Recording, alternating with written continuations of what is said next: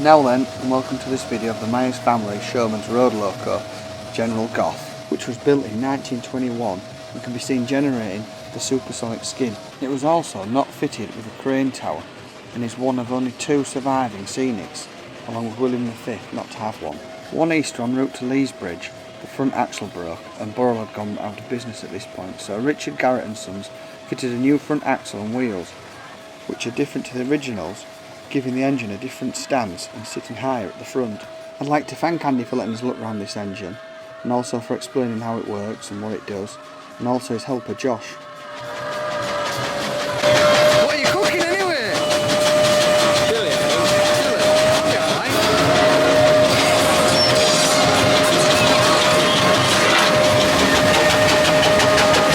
Oh, that sounds good in there, doesn't it?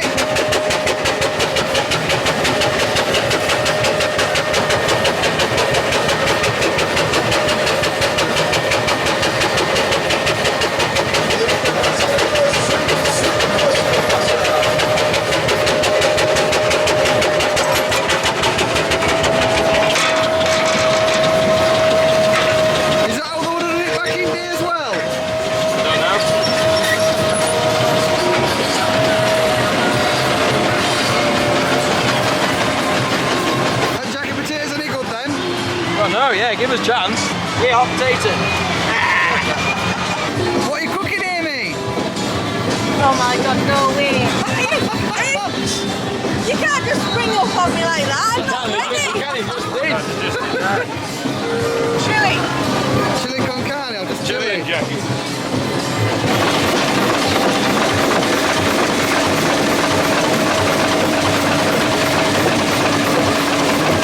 How often do you have to oil all these up there? Depends what you're doing. When you Right do... now we're powering a ride every 6 hours or so. Right. We just sat there, taking over, passing the water a loop. Right, yeah. And how often are you shoving onto the fire then? Whenever it needs to go. So when you generate? Generating. Check it every 2 minutes, but generally every 5 minutes we should go. Oh, right, it's Thursday then, isn't it, really? How much water does it gobble? Wait a minute, the belly tank for the tender for the last hour and a half while we're doing things. Yeah. But they'll last all day and just sat there doing nothing.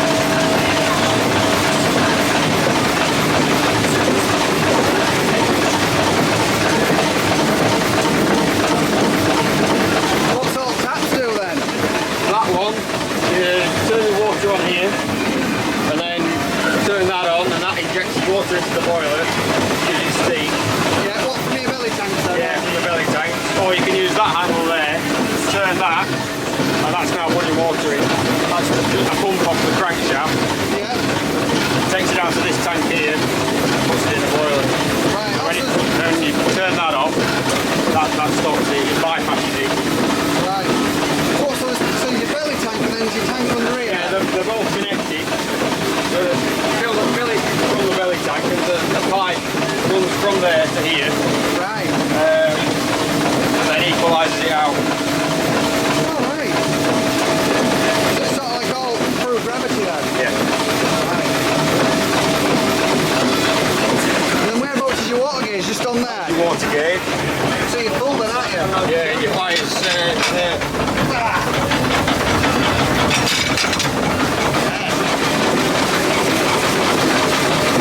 So that's easy, isn't it then? So you've got governors working then? Yeah. What do you want me to do around the house with it? No, you won't be able to control it. No. And I see you've got the exciter going as well now with the other belt. Yeah, we've just got that going for sure. There's nothing on it at the minute, but if you wanted to. Alright.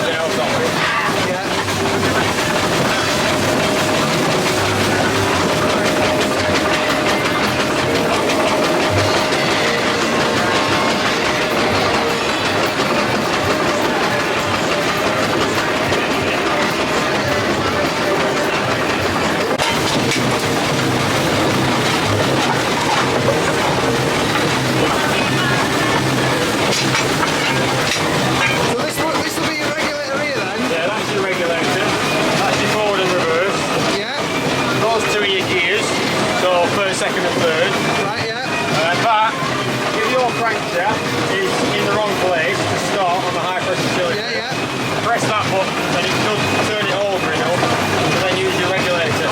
Right. That's called a singling valve. It basically puts steam into the low pressure cylinder instead of it compounding. Yeah, so when you can't move it. Yeah, when you can't move it, you press that. Right. Turn it over.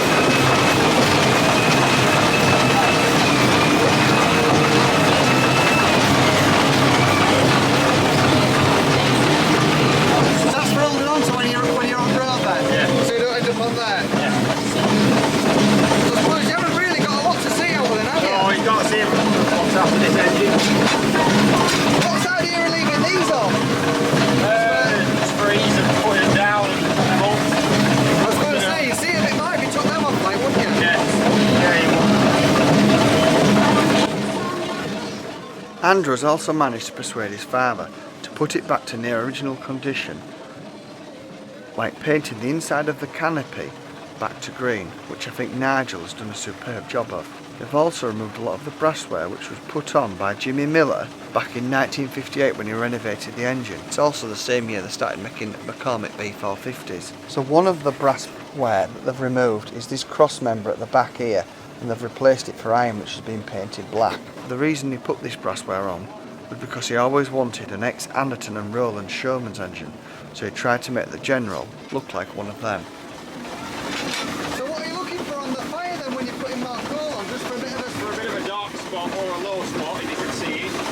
And then you fill that hole in. And then I generally work round the fire, so I'll put 2 in the front corners, Yeah, 2 in the back corners, and 1 in the middle. right, yeah. And the 1 in the middle will spread out. That's a bit of technicality to putting coal on then as well. Yeah, there's more to it than just shoveling.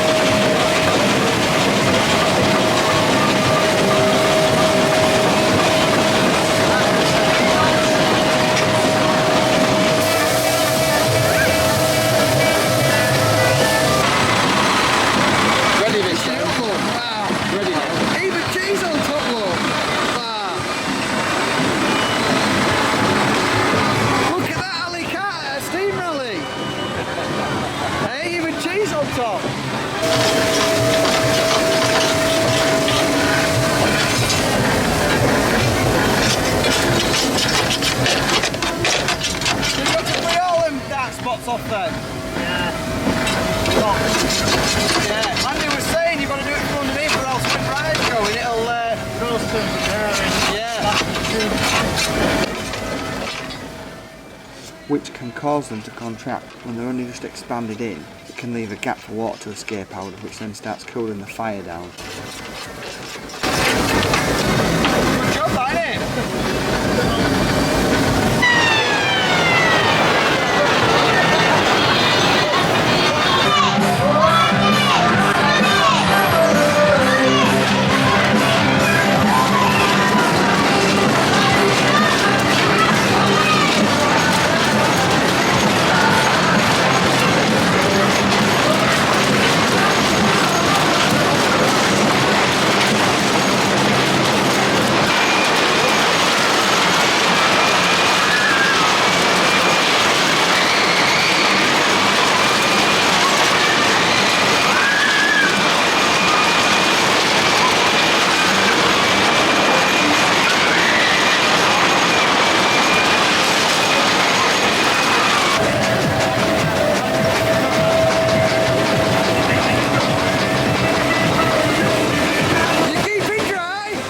I'd like to see what this engine looked like before I took it back to how it was originally. You might want to check out a few videos that I'll put at the end of this on the end screen.